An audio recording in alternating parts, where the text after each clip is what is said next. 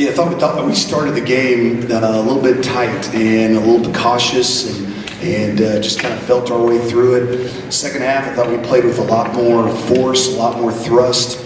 We got out, got in transition. I thought we just made a lot of really simple, easy plays that resulted in high-quality shots, and we knocked them down. So defensively, we scrambled around, tried to change our looks up on Clark, and just protect our paint in the second half. They did a good job, I thought, in the first half of driving the ball and getting us in some bad situations. So obviously, second half felt like we had kind of found the rhythm of the game. First half felt like just we were tight and sluggish and slow. So good to see the change. Thank you, Coach. We'll now take questions for the student athletes. If you have a question, raise your hand. We'll bring you a mic, and then we'll come back to Coach. Questions for our student athletes?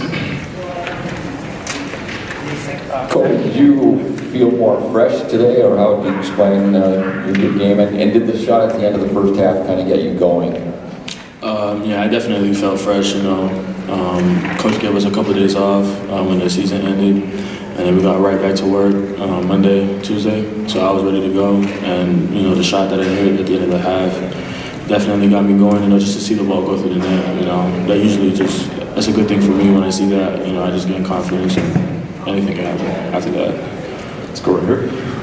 Sandy Chanuk with the Spear from San Jose State. You guys got a lot of easy baskets today, both inside the paint and on the perimeter. Why were you guys able to get some easy looks?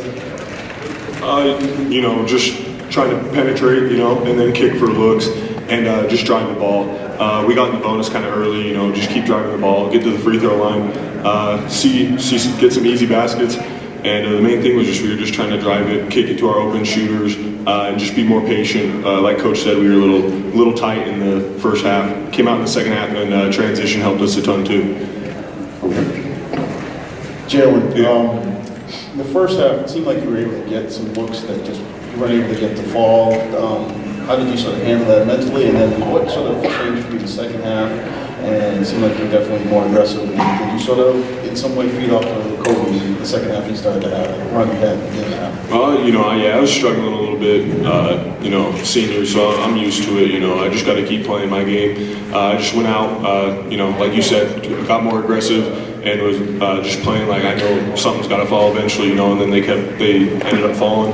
I was just trying to help the other team in other ways, passing it to open teammates, rebounding, and Kobe definitely fueled the fire for our team, coming out hot, and me and Sam definitely fed off of that, the rest of our team, and from there on out, we were just playing good ball. Question for Kobe. So defensively today as a team, you guys forced the Spartans to shoot 35% from the field. Why were you guys so effective on making them take difficult shots and having them get down toward the end of the shot clock every single time? That was just credit to our coaches. They prepped us pretty well. Watching film.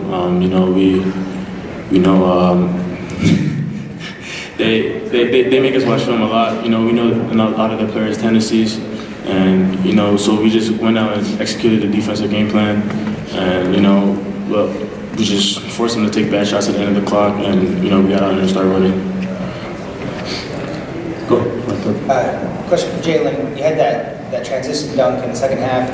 It seemed kind of like an emphatic statement from you, and I don't know if the turning point is the right term, but did it feel like that for you guys on the court? Did you feel like that kind of made the statement you wanted? I feel like dunks like that always do, I just got out and ran, and Sam found me, and, after that, I was like, I'm just taking off, So, it was a fun play, that's always fun to do, but, it definitely, that is a huge play in basketball whenever you get a big dunk like that. And so that was big for our team too. And from then on out, we were just playing hard, I felt like we were the tougher team in the second half, and that's where we were able to pull away from it. Let's go right here. Kobe, you've been a second half player for a lot of years. We kind of joked about that a little bit, but obviously you really got to go in to start the second half. Did you just think how you got to come out and get things going to start the second half? Yeah, in the first half, it wasn't that shots weren't falling. I was just really getting my teammates involved in the first half. I wasn't really taking any shots, and that wasn't really what I was supposed to do in the first half. A lot of my teammates were open, so I was just trying to make the right play at the right time. And in the second half, I just I didn't really come out saying, I'm going to start gunning. It just felt right, and every time I felt right taking a shot, I just shot it, and I just let my instincts take over. And usually when I do that, good things happen.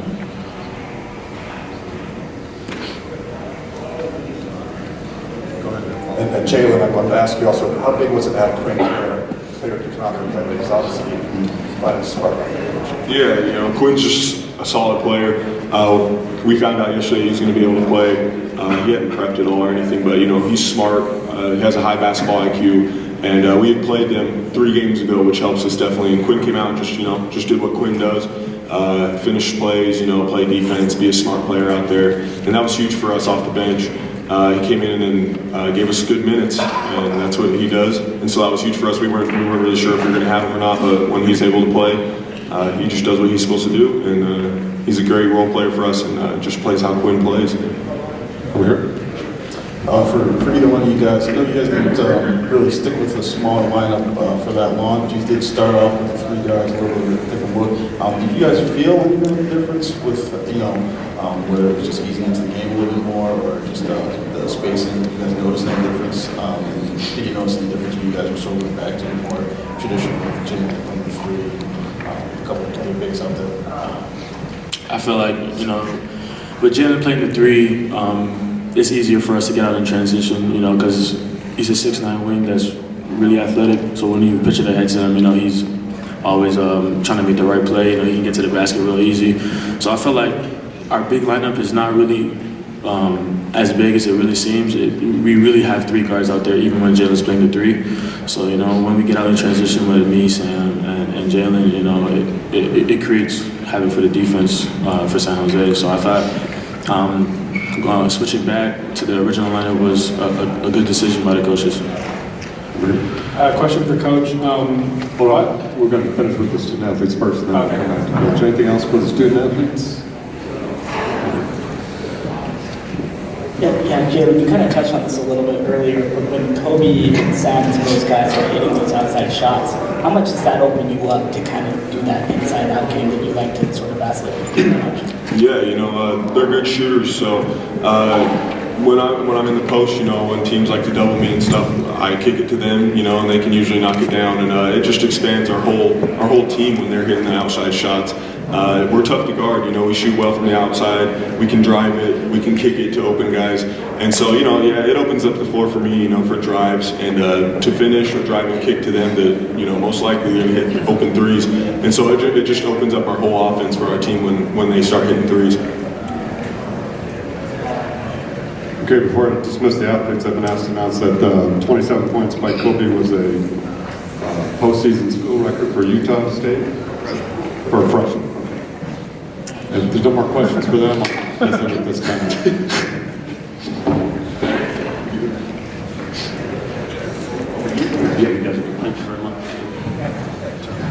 Now we'll take questions for the coach. Coach, just a simple question. Why the constant switches back and forth between a zone and man defense? I thought, I thought that was one of the ways that, and they were doing the same thing to us, by the way.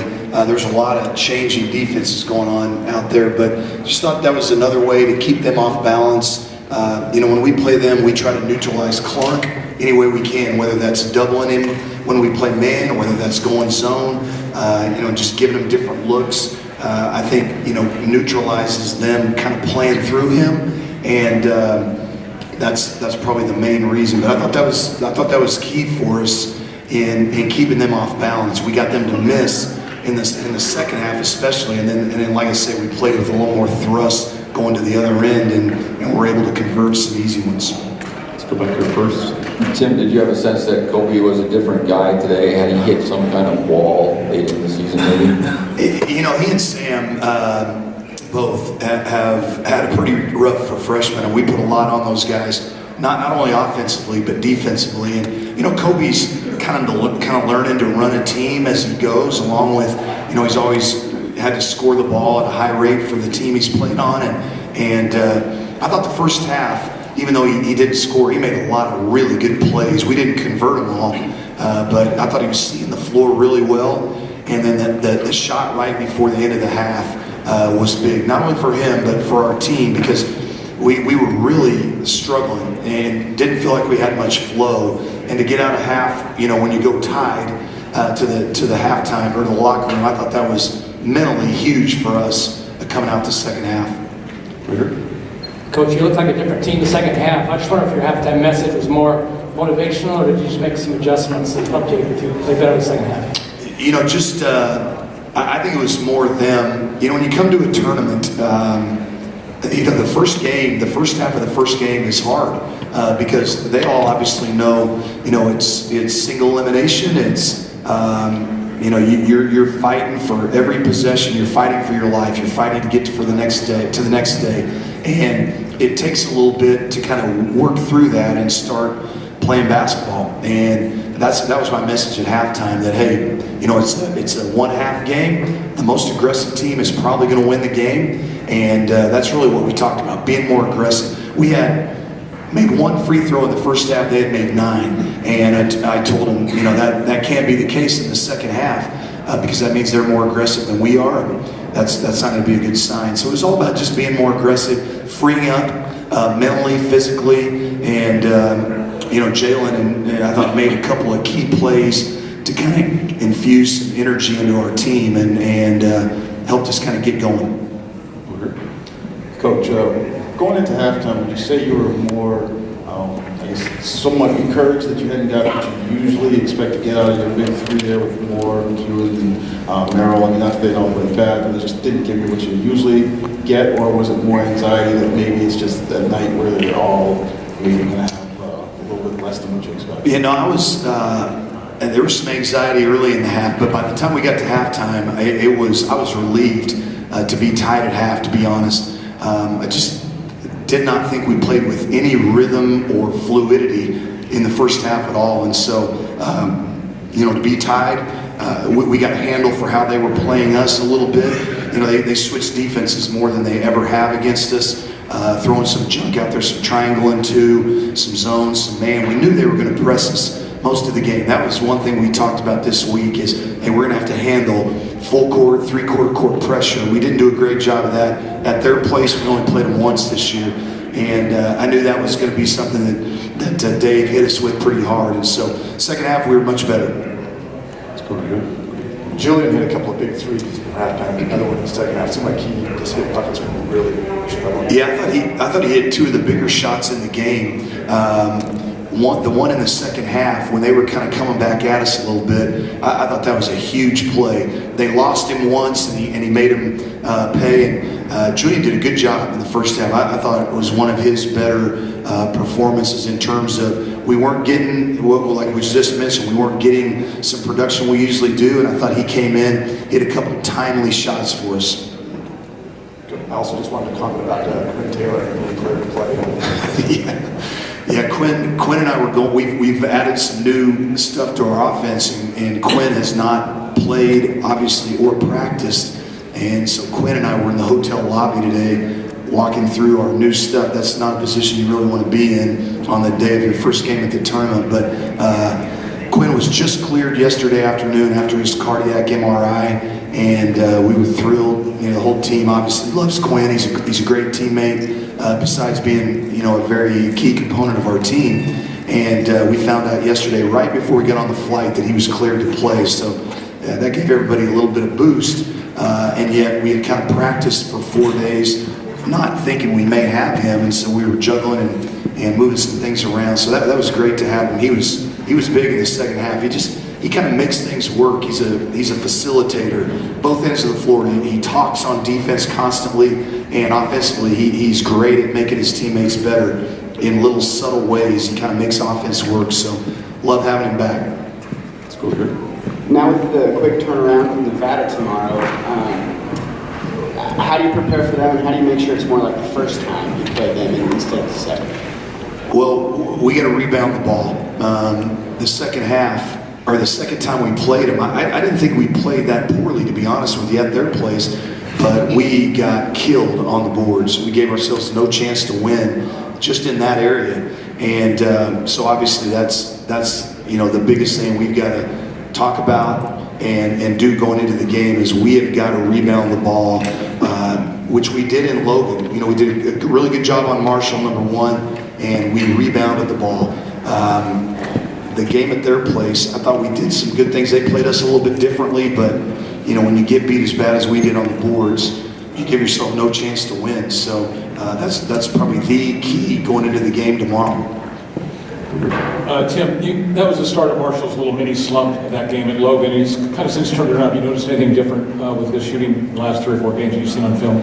No, he's just a really aggressive guy, and you know, he makes tough shots. He takes tough shots, and you know, we did a good job in Logan of making almost every look he took be tough, and he just missed them. We gave him a couple open looks. We lost him a couple times in Reno, and he made us pay. So it's kind of us won and Marshall won in terms of that battle.